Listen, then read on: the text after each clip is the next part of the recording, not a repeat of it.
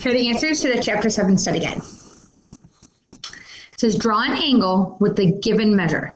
So when I think about doing these and trying to figure out where the measure is, this is going to help me figure out where on my unit circle these end up. I think about separating my graph into thirds. So because it's 7 pi over 3. So in order to separate it into thirds, I think about it being separated into thirds. I'm going to draw dotted lines in, and I'll draw a solid line in where 7 pi over 3 is. So like 1/3 would be right here. 2/3 would be right there. So it kind of separates my graph into thirds. So like it's a little bit big, but 1/3, 2/3, 3/3, 4/3, 5/3, 6/3 of a total. So when I do this, I count around. So I start at 0. So this would be pi over 3, 2 pi over, so pi over 3, 2 pi over 3, 3 pi over 3, 4 pi over 3, 5 pi over 3, 6 pi over 3, and then 7 pi over 3. So when I go into drawing the actual angle, it's going to be in the first quadrant. 7 pi over 3 would end up about right here.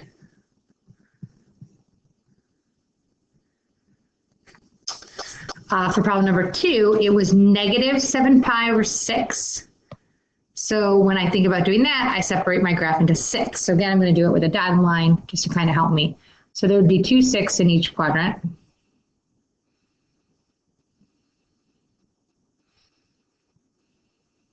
This is just approximately where it would be. When I do negatives, I count counterclockwise instead of clockwise. So I would start here at 0, and this would be pi over 6, 2 pi over 6, 3 pi, 4 pi over 6, 5 pi over 6, 6 pi over 6, and 7 pi over 6. So when I go to draw my angle, it's going to be right here.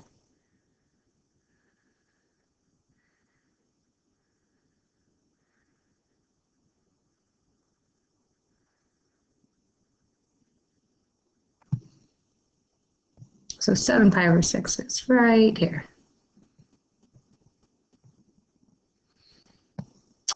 Problem number 3, I need to draw in negative 370. So when I think about the degrees, I know that 360 degrees is all the way around my circle. So 70 would be a little bit above. Since it's negative, I'm going to go the opposite direction. So I'm going to go 360 degrees, and it's going to be a little bit under.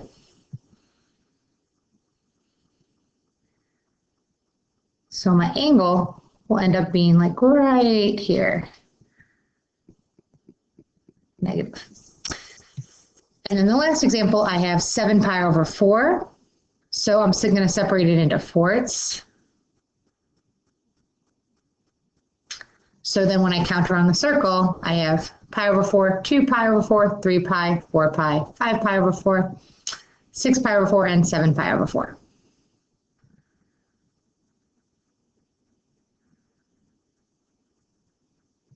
So my final answer is right here.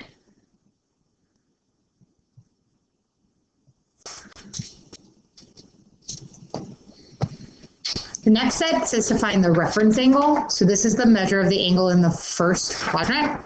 So when I think about negative pi, 4 pi over 3, anything over 3, my reference angle is just pi over 3, which if you remember is pi over 3 is 1/2 common the square root of 3 over 2. So that means that anything with the 3 as the denominator is going to have those ordered pairs just in different quadrants. So 7 pi over 6, the reference angle is going to be pi over 6. 11 pi over 12, the reference angle will be pi over 12. Then the negative 390, it's how far away it is from the x-axis. So 360 would be here. But remember, I'm going in a negative direction. So 360 would be here. So 390 would be a little bit more. So I would subtract 360 from 390 to figure out how far it is. So I would do 390 minus 360, which is going to give me 30 degrees. So my reference angle is 30 degrees. Problem number 7 through 14, I'm going to use my unit circle and I'm going to figure out what sine, cosine, and tangent is. So remember in my unit circle, my ordered pair is cosine, comma, sine.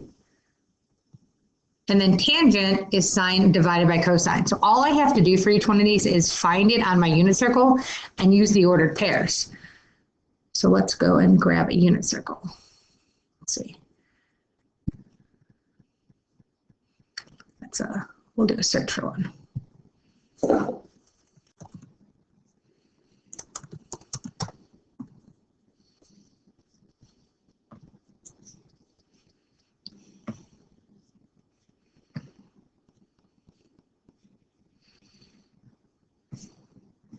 Okay, so here's a unit circle. So the first problem was sine of negative 4 pi over 3. So when I'm doing this, I'm going to count the opposite direction. So this would be 0, pi over 4, 2 pi, 3 pi over 4.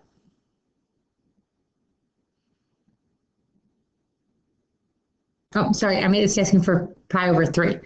So it would be pi over 3, negative pi over 3, 2 pi over 3, 3 pi over 3, 4 pi over 3. It's going to be this ordered pair that's right here. So it's negative 1/2 the square root of 3 over 2. So sine is the square root of 3 over 2.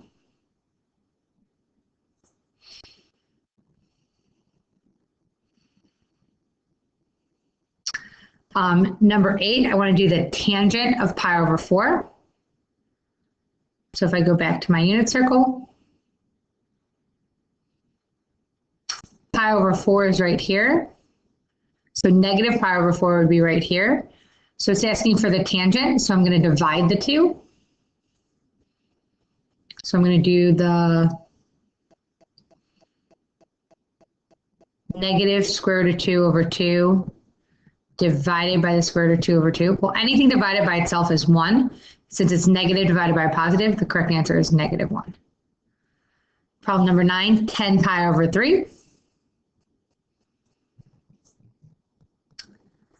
So 10 pi over 3, so pi, it's positive, I'm going to go this direction. So pi over 3, 2 pi over 3, 3 pi over 3, 4 pi over 3, 5 pi over 3, 6 pi over 3,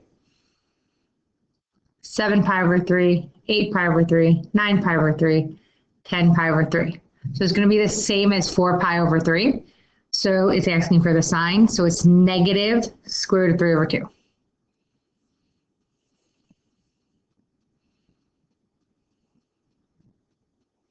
So number 10, I'm finding the tangent of negative pi, and negative pi and pi are going to be the same. So it's going to be 0 divided by negative 1, which is 0. Problem number 11, 11 pi over 6, I'm going to end up dividing negative 1/2 by the square root of 3 over 2. So I'm going to do keep, change, flip. So I get negative 1/2 times 2 over the square root of 3. The 2's cancel out. So I can leave my answer as a negative 1 over the square root of 3, or I can write it as a square root of 3 over 3 if I rationalize it. Either one's correct. Problem number 12, cosine of 9 pi over 4 is the square root of 2 over 2.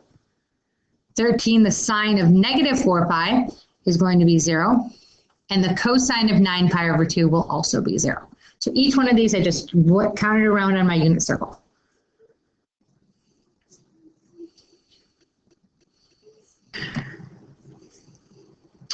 Next set of problems is finding the value of the trig function indicated. Show the Pythagorean identity is satisfied. So for doing these problems, what you're going to do is you're going to draw a triangle, remembering that in our triangle that sine is the vertical distance. So in this case, it would be 4/5. Our hypotenuse is going to be 1, and we're looking for cosine. So I just used the Pythagorean theorem. So I'm going to do 4 over 5 squared plus b squared equals 1 squared. So I get 16 over 25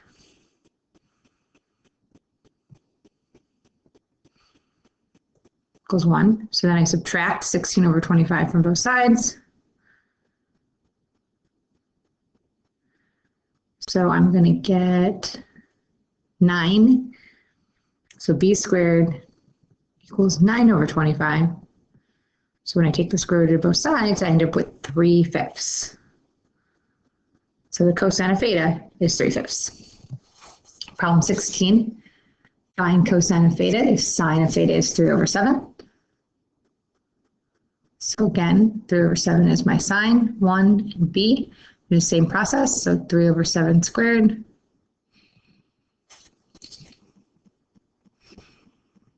plus b squared equals 1 squared. So I'm going to get 9 over 49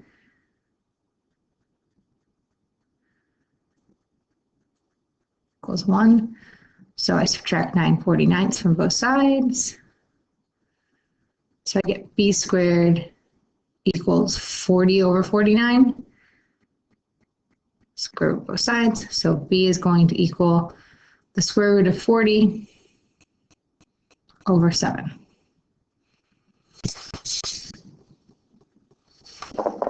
For 17, I'm finding sine if cosine of theta is 3/5. So this time I'm looking for the sine, and the cosine is 3 over 5. This is still 1, so I'm going to get 3/5 squared plus b squared equals 1 squared, 9 over 25. Subtract 9/25 from both sides. So I end up with b squared equals 16 over 25. Square root of both sides, so I end up with b equals 4/5. For 18, find the sine of theta if cosine is 24 over 25.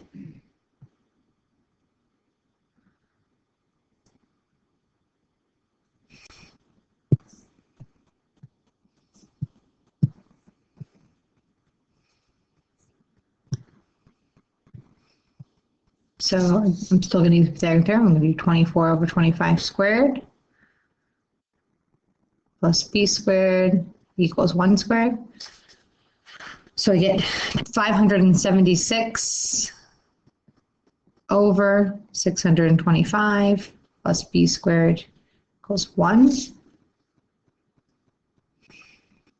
Subtract 576 over 625. So I end up with b squared equals 49 over 625. Take the square root of both sides. So b is going to equal 7 over 25.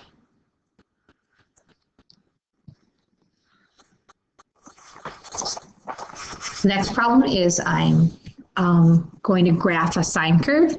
So it says find the amplitude, the period in radians, the horizontal shift in radians, and the vertical shift, and the midline equation, and sketch the graph using radians. So the amplitude is this first number in front. So my amplitude is 3.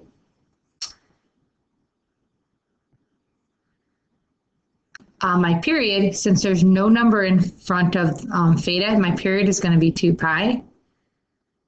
My horizontal shift is 5 pi over 6. Vertical shift is 0, so my midline equation is y equals 0. So this is a 5-point process. So basically what you do is you find the 5 points and then draw your curve. Since my midline is y equals 0, I'm just going to put a dotted line at y equals 0 to know that's where my 5 points are going to go. So then my first point is where my horizontal shift is, so 5 pi over 6. So 5 pi over 6, if I look at my unit circle, which I think is the best way to look at it, 5 pi over 6 is over here, so it's in between 3 pi over 4 and pi. So here's pi, here's 3 pi over 4, so it's about right here is where your first point's going to be. Okay. And then my period is 2 pi, which if you notice is 1, 2, 3, 4, 5, 6, 7, 8 spaces away.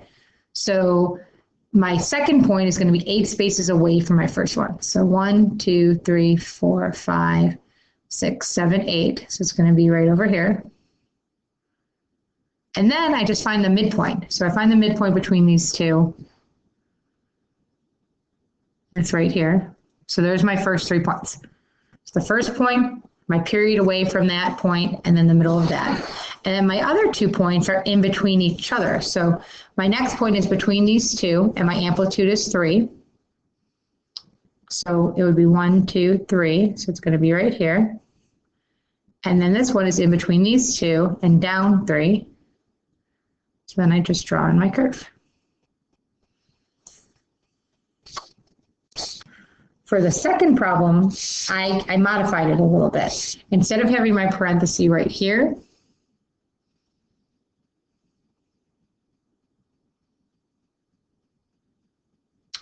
I'm going to move it to be right here, just to help it, because the one on the test is not as complicated as this one. So I'm still going to look at the same thing. So my amplitude is 2. My period is 2 pi divided by 3. So it's 2 pi over 3. So the length of my curve is just 2 pi thirds over 3. The horizontal shift is a pi over 2. And my vertical shift is 2, which means my midline is y equals 2.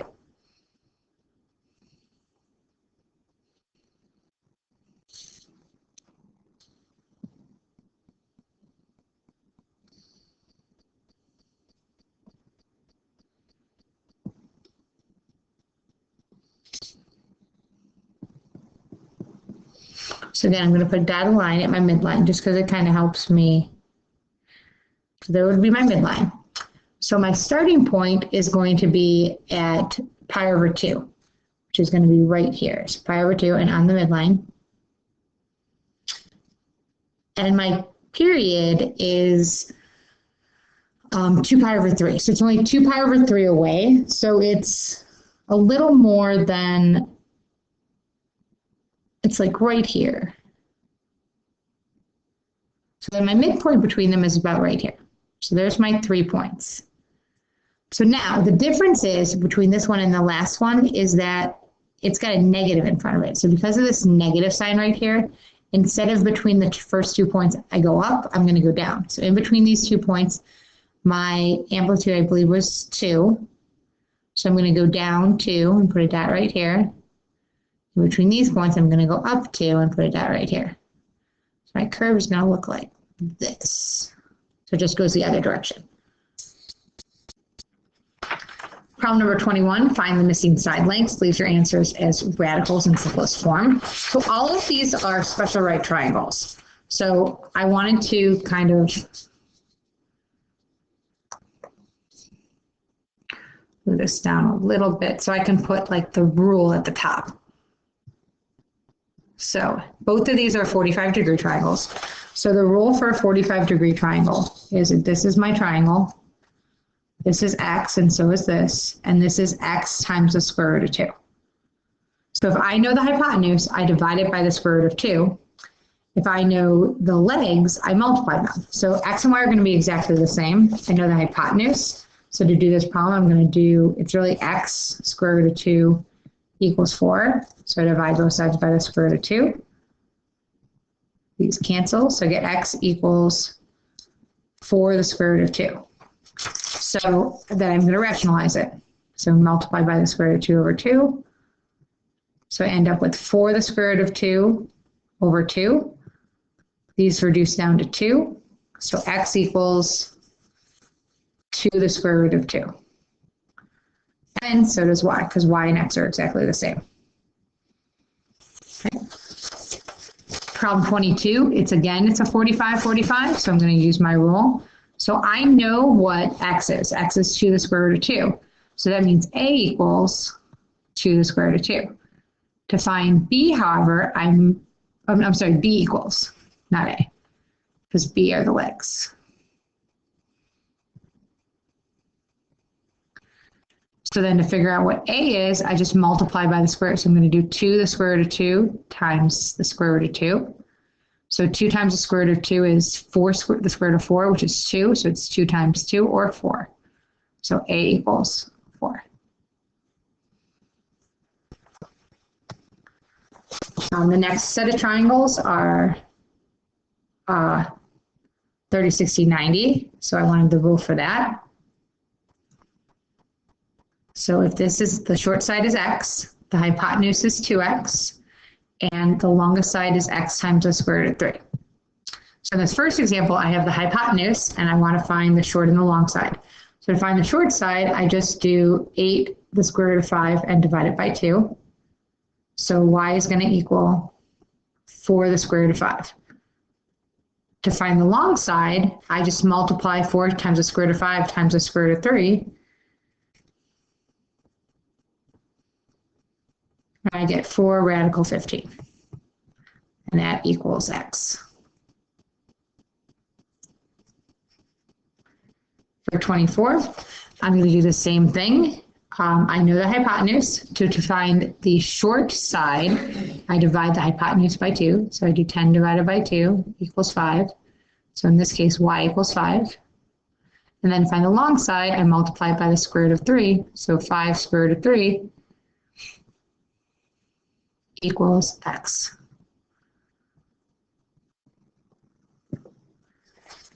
Problem number 25. Again, I have the special right triangle of 30, 60, 90.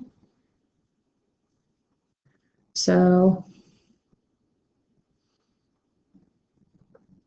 my rule is the hypotenuse is 2 times x, my short side is x, my long side is x times the square root of 3. So in this case, I know the long side. So in order to find what x is, I divide it by the square root of 3. Then I have to rationalize it. So I'm going to get 12 radical 3 over 3, which is 4 radical 3. So the short side, so y equals 4 radical 3.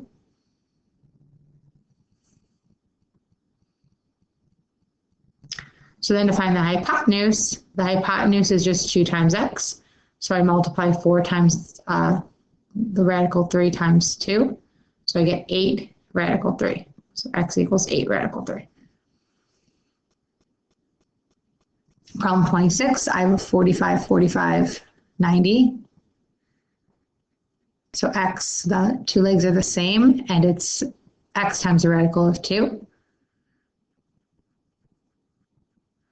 So I don't know what my legs are, but I know my hypotenuse. So I'm going to do 2 radical 6 divided by the square root of 2. I'm going to rationalize it. So I end up with 12. So 2 radical 12 divided by 2 becomes this radical 12. And then I can simplify that even further to the square root of 4 times the square root of 3, or 2 radical 3. So x equals 2 radical 3, and so does y, because they are equal to each other.